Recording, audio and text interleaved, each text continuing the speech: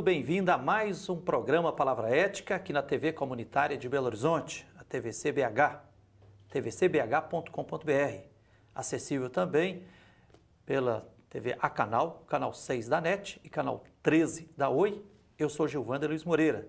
Queremos dedicar esse programa de hoje à questão da segurança pública, um direito humano fundamental. Direito à segurança pública, direito à paz, mas paz não de cemitério, paz como fruto de justiça. E para abordar essa questão, nós temos a alegria de receber novamente aqui no Palavra Ética o professor Robson Sávio Souza. Professor Robson, bem-vindo aqui ao Palavra Ética. Muito obrigado, Gilvander. É uma alegria estar de novo no Palavra Ética e conversar com seus ouvintes da TV Comunitária.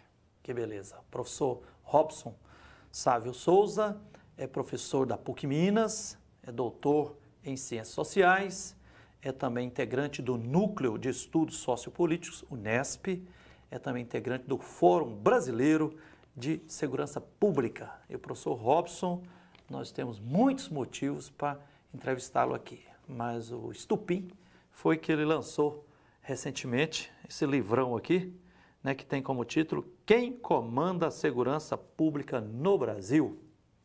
Atores, crenças e coalizões que dominam a política nacional de segurança pública. É da editora Letramento, professor Robson Sávio Reis Souza. Professor Robson, primeiro, parabéns pela publicação de mais esse livro, né? Conta para nós, você já apresentou esse livro aí em outros vários lugares, mas para que o público aqui da TV Comunitária e depois vai para a internet também, né, possa saborear um pouco. É fruto de uma pesquisa? Por que esse livro? O que está basicamente aqui? Frei Gilvander, eu trabalho nessa área de segurança pública e direitos humanos há mais de 20 anos. Não somente na condição de pesquisador, de professor, mas também atuando em órgãos públicos, órgãos estaduais, municipais e até na assessoria do Ministério da Justiça. Trabalhei também muito tempo e ainda trabalho com formação de operadores de segurança pública, policiais, guardas municipais, mas fundamentalmente a minha grande militância se dá nos movimentos de direitos humanos. E nós temos no Brasil um grande problema que é essa dicotomia e essa dificuldade desse relacionamento entre o campo da segurança pública e o campo de direitos humanos. Uma sociedade que foi se democratizando nos últimos anos, ainda a passos lentos, né? Mas que uma das áreas que talvez menos se democratizou e que ainda guarda as estruturas de um Estado patrimonialista, elitista, autoritário, centralizador, seletivo, é a área da segurança e da justiça criminal. Não somente da segurança, mas também da justiça criminal.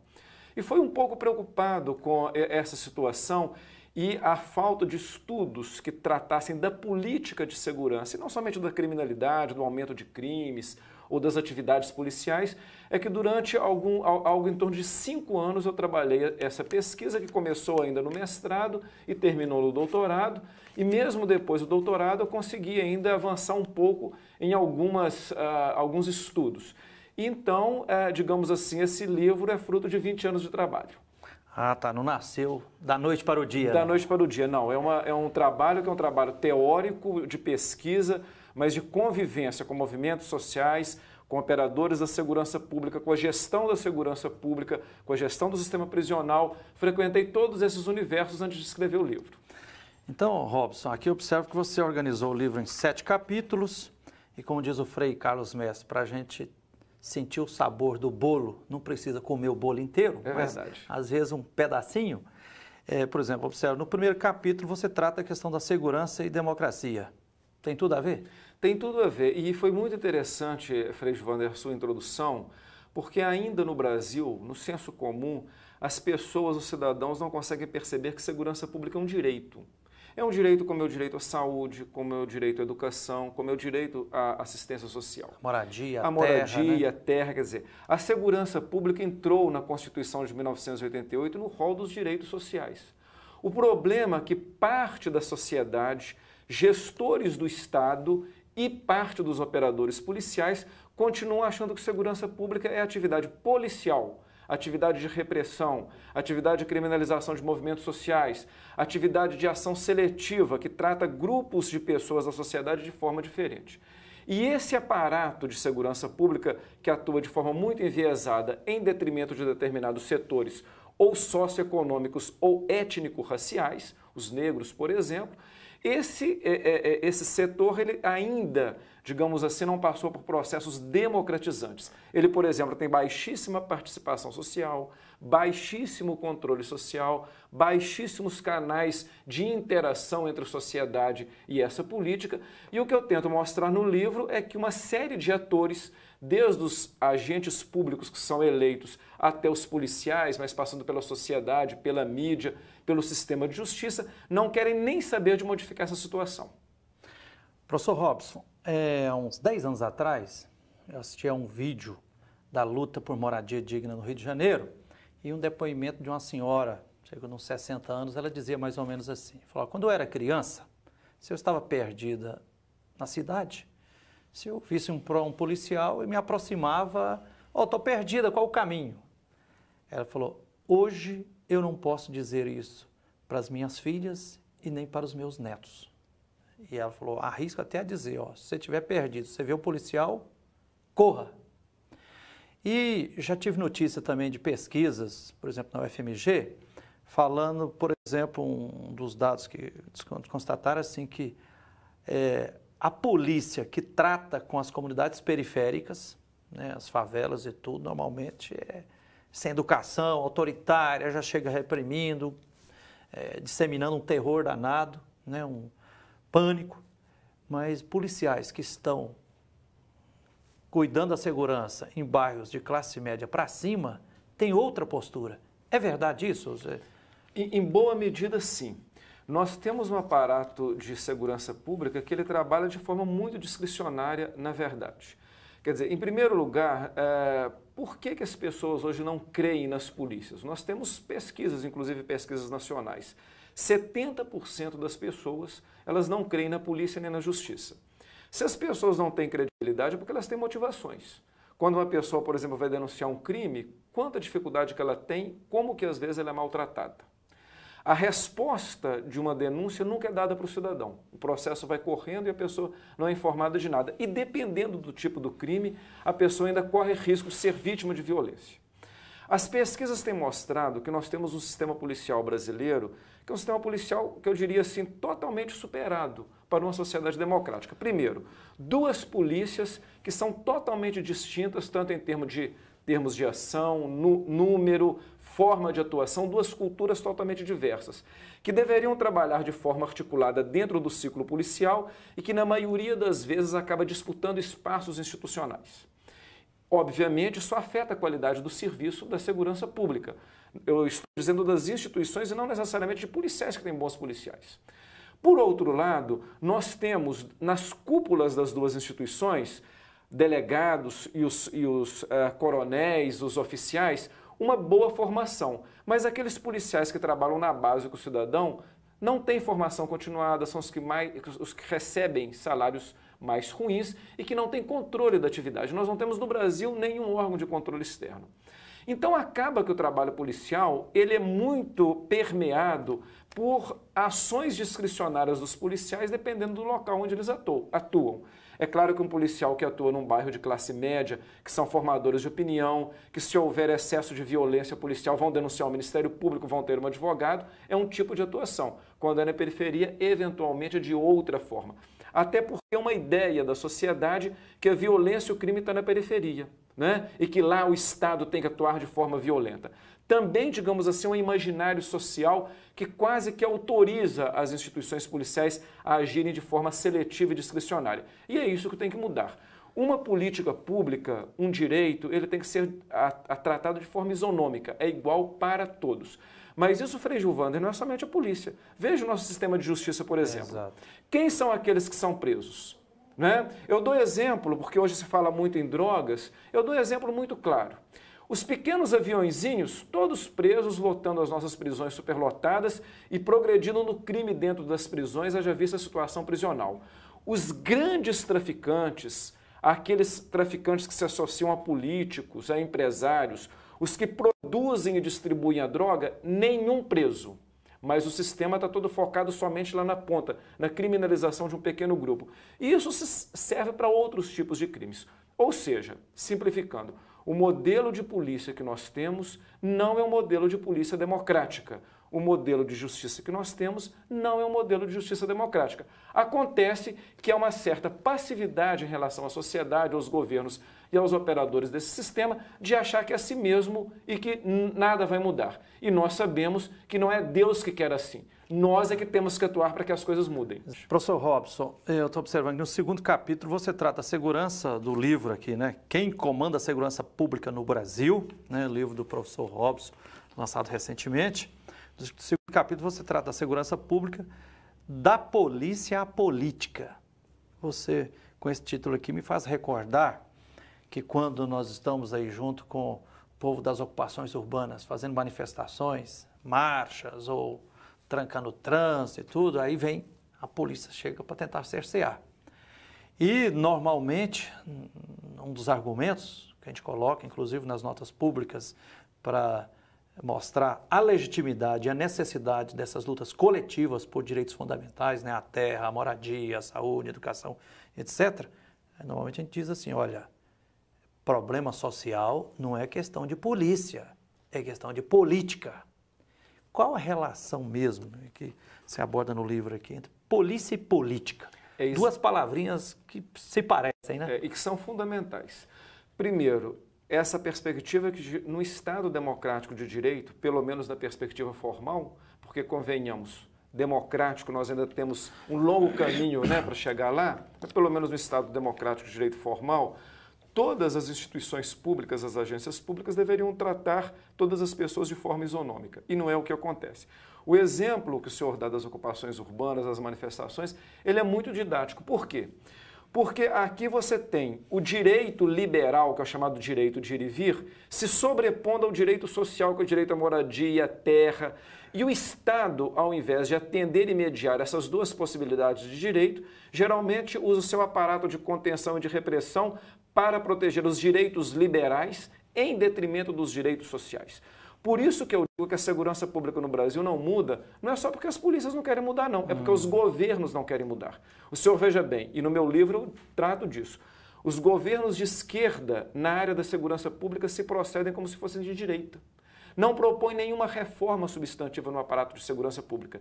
Mantém as mesmas estruturas, o mesmo foco voltado mais para a repressão, para a contenção, para a vigilância dos pobres, dos movimentos sociais. Não faz uma mudança qualitativa nessa política porque considera que a segurança pública não é uma política pública, é uma coisa de ação policial. Então, nesse capítulo eu mostro que na democracia não é possível que as polícias se transformem em agências paraestatais para agradar uma determinada classe, que é a classe média e os ricos. E os governantes fazem parte dessas estruturas de poder. Uma polícia democrática, uma polícia cidadã, trabalha na perspectiva da segurança pública enquanto direito e garantia de direito universal e de forma isonômica. Aquela que protege mais a dignidade humana do que o patrimônio, Sem né? dúvida nenhuma. E aí nós temos uma outra contradição. Nós temos um aparato de segurança pública que, historicamente, que eu tento mostrar no livro, ele foi formado dentro de um Estado patrimonialista, elitista, seletivo, e que esse aparato de segurança pública formado nesse viés, de alguma forma amplificado com a ditadura militar, se mantém praticamente inalterado. E que, não obstante a Constituição de 88, esse aparato de segurança pública não passou por processos democratizantes, como ocorreu na área da educação, da assistência social, da saúde, da moradia e outras políticas públicas e sociais. Ok, professor Robson, a prosa está boa, mas nós vamos ter que fazer um pequeno intervalo, nós vamos continuar daqui a pouquinho. Nós estamos hoje aqui no Palavra Ética entrevistando o professor Robson Sávio Reis Souza, que é professor da PUC Minas, doutor em Ciências Sociais, é do Núcleo de Estudos Sociopolítico, Unesp, da PUC Minas, também integrante do Fórum Brasileiro de Segurança Pública. Estamos tratando aqui sobre segurança pública e lançando o livro dele aqui, né, que tem como título Quem Comanda a Segurança Pública no Brasil? Atores, crenças e coalizões que dominam a política nacional de segurança pública. Livro do professor Robson Sávio Reis Souza, da editora Letramento. Nós vamos a um pequeno intervalo e voltaremos já já para continuar entrevistando aqui o professor Robson. Espere aí.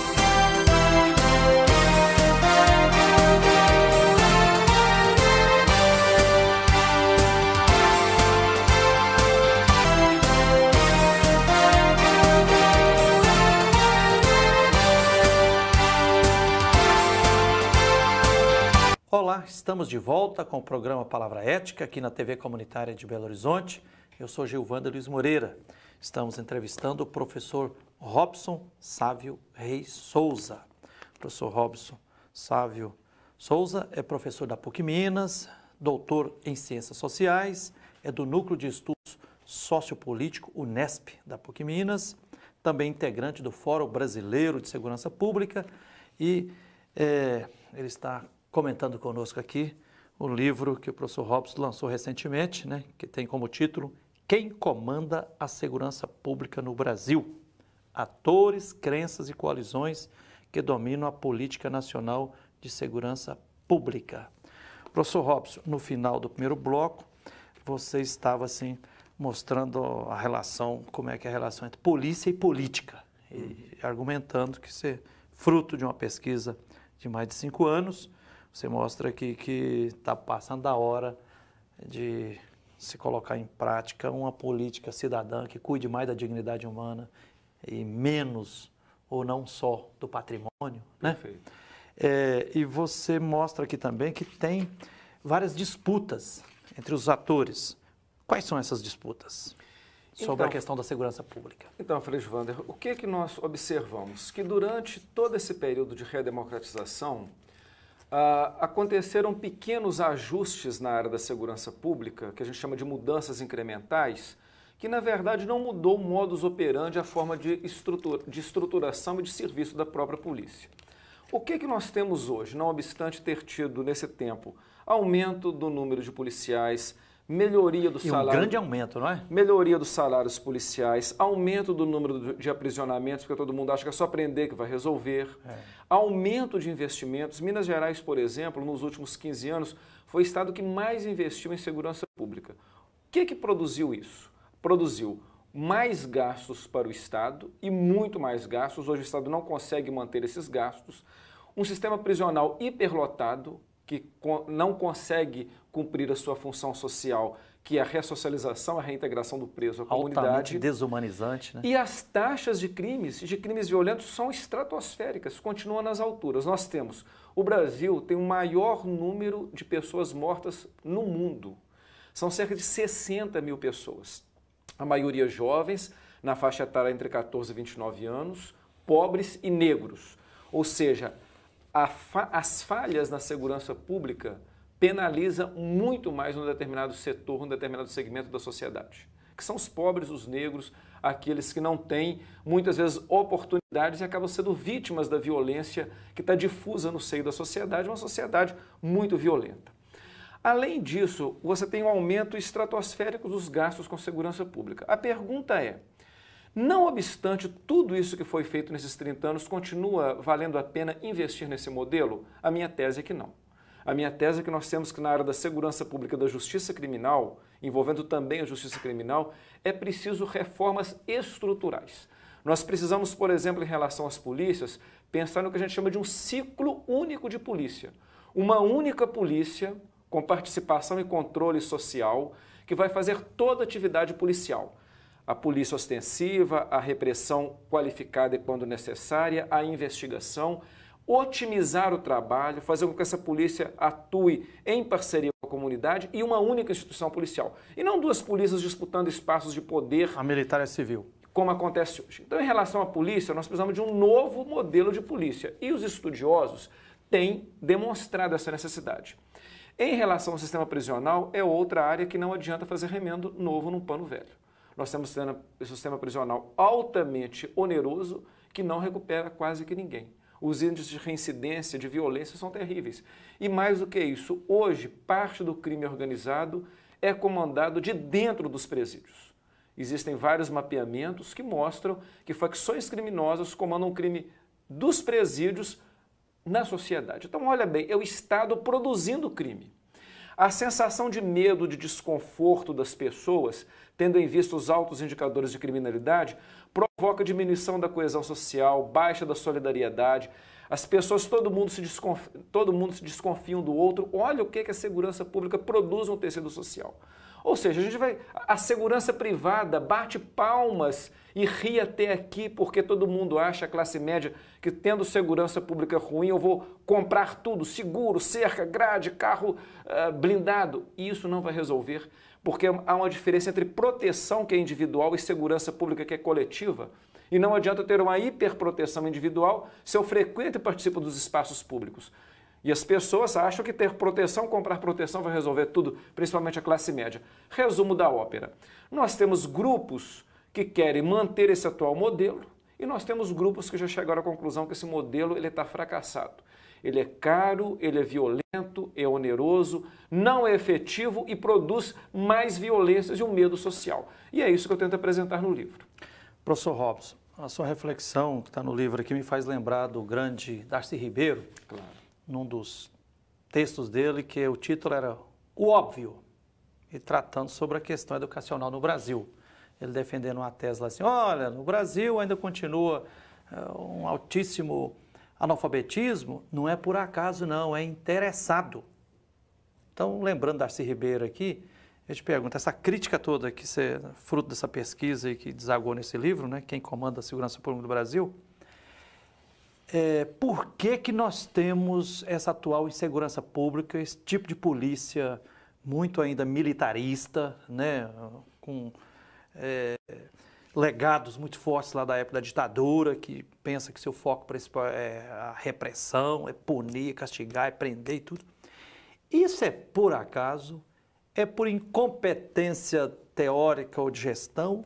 Ou isso é pensado, planejado, que dentro de uma sociedade capitalista isso geraria mais lucro para A?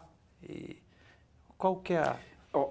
Em boa medida, o sistema de segurança pública de justiça criminal, ele continua subsistindo porque tem muita gente interessada que ganha. Ou ganha em termos econômicos, por exemplo, a indústria da segurança privada, ou ganha em termos políticos que se mantém nos mesmos lugares sociais.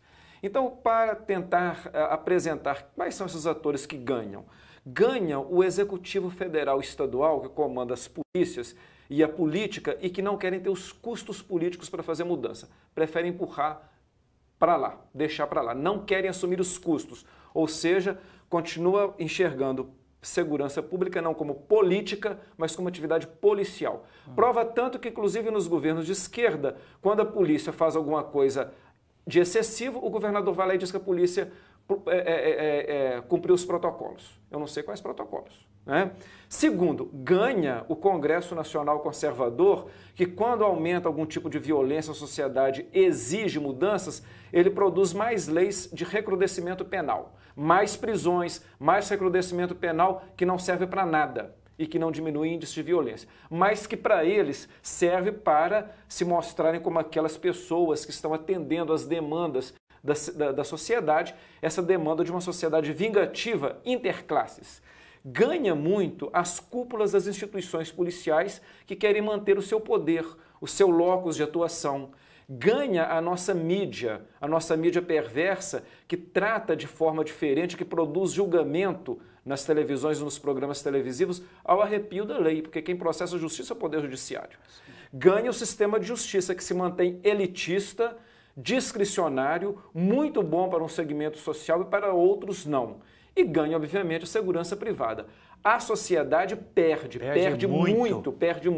Mas a sociedade, ela não tem consciência de que esse modelo é um modelo que pode ser modificado, que segurança pública não é só policiamento. Mas como ela não tem essa informação e não sabe de segurança na perspectiva do direito, geralmente compra a ideia da mídia e dos grupos de poder que querem manter o modelo. Por isso, inclusive, que uma das funções do livro é mostrar para as pessoas que tão importante quanto você ter uma boa educação para o seu filho, um bom sistema de saúde e de assistência social, você precisa de ter segurança pública, porque ele pode ter uma boa escola e um bom posto de saúde, mas pode ser morto por uma sociedade cada vez mais violenta. Portanto, tão importante quanto as outras políticas é a segurança pública numa perspectiva de política isonômica, universal, universalista para todos. Ok, professor Robson, o nosso tempo aqui está chegando perto do fim, mas eu queria aproveitar aqui para você comentar algumas questões transversalmente que estão em baile aí. Por exemplo, recordo que alguns anos atrás a própria ONU assim, recomendou a extinção da Polícia Militar no Brasil. Segunda questão, o professor Virgílio Matos, doutor em criminologia, né, uma pessoa admirável, um ardoroso defensor dos direitos humanos, ele sempre apregoa, que eu acho muito simpática, a utopia, dizendo assim, olha, a nossa utopia é construir uma sociedade justa e solidária sem polícia. O ideal é uma sociedade sem polícia. Depois, nas manifestações populares, nas marchas, né, dos sem terra, dos movimentos sociais, sindicatos, das ocupações urbanas, quando aparece a polícia, um dos gritos que normalmente, quase naturalmente, brota é assim, abaixa a repressão, queremos o fim da polícia, abaixa a repressão, fim da polícia. Aí uns advogam o fim da polícia, outros queremos a desmilitarização, que parece que é uma postura mais, não tão radical, mais moderada, assim, ó, necessário polícia, mas não militarizada. Então, isso é claro, você trabalha aqui, né? O que é mais sensato a gente reforçar na sociedade o rumo? Frei Gilvander, em todas as sociedades democráticas existem polícias, mas a gente podia fazer uma brincadeira que existem polícias e polícias.